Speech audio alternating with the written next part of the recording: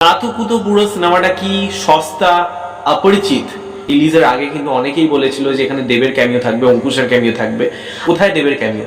আপনারা কিন্তু সত্যি অন্ধ, আপনারা গেছেন, আপনারা দেখতে পাননি এখানে দেবের ক্যামিও রয়েছে, তাই না? মানে কোথাও গিয়ে যে যেটা বলে যে কমার্শিয়ালি প্রেজেন্ট করা বা মাস বেল্টে চলার মতন সিনেমা, সেটা কিন্তু কোথাও গিয়ে আমার মনে হয়েছে হয়নি।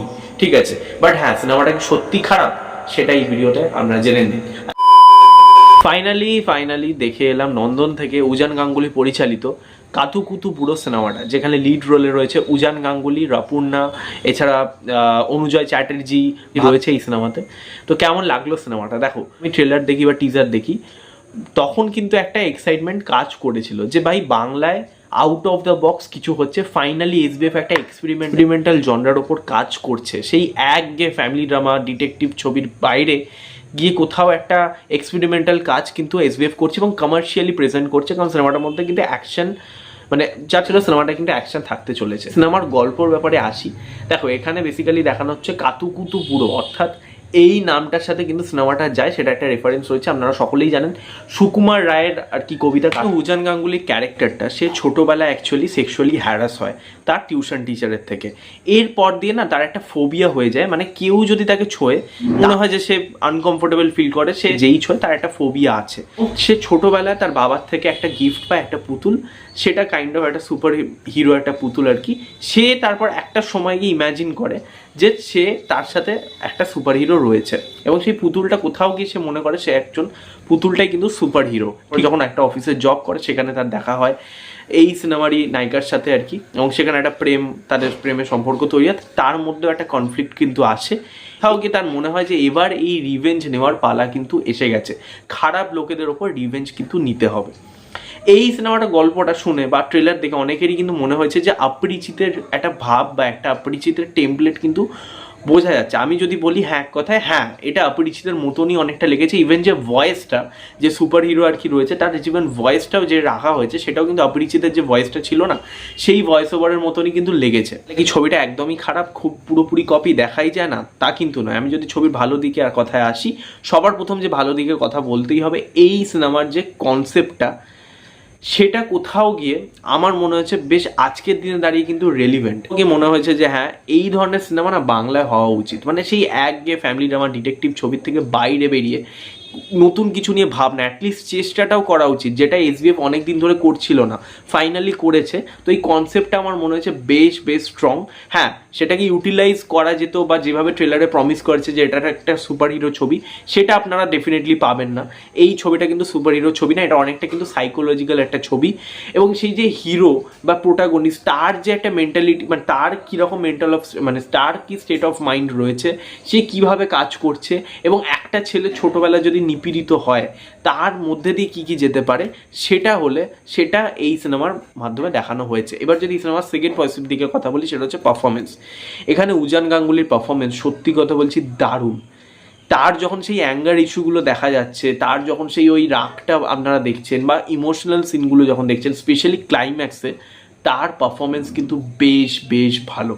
ঠিক আছে, আমি বলবো তার পারফরমেন্স কিন্তু টু গুড। মানে সে প্রত্যেকটা সিনেমায় তাকে মানে প্রমাণ করেছে he is a versatile actor.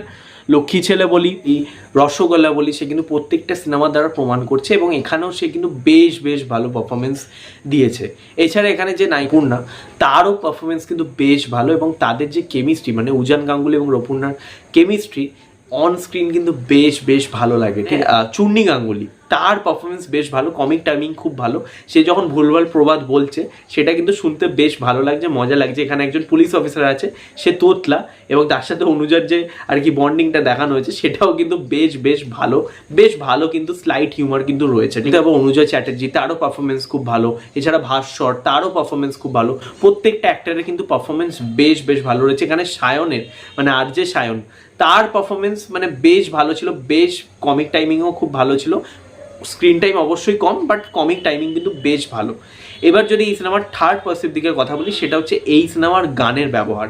হ্যাঁ, এখানে কিছু গান আমার ভালো লাগেনি, তবে বেশিরভাগ গানই যেগুলো রিমিক্স করা হয়েছে, অর্থাৎ রোমিও টাইটেল ট্র্যাকের সাথে বলি বা নারেনার টাইটেল ট্র্যাক বলি, সেটার সাথে যেভাবে রিমিক্স করা হয়েছে সেটা কিন্তু বেশ ভালো। ঠিক আছে, সেটা কিন্তু বেশ মজা দিয়েছে।